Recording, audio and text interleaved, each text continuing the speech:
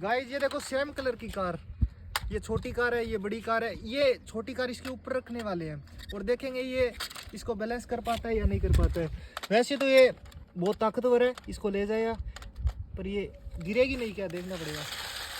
बहुत अच्छी। और गाइस ये गिर गई, इसको दोबारा रखते हैं ऊपर, इसको अब की बार साइड से रख दें। अब की बार देखेंगे ये नीचे गिरेगी या नहीं गिरेगी। और गाइस ये नहीं संभाल पा रहा क्योंकि इसमें पावर बहुत है, बहुत तेजी से आगे जाता है। और अब इसको इस घास के अंदर करके देखें, नहीं गाइस नहीं रह रही।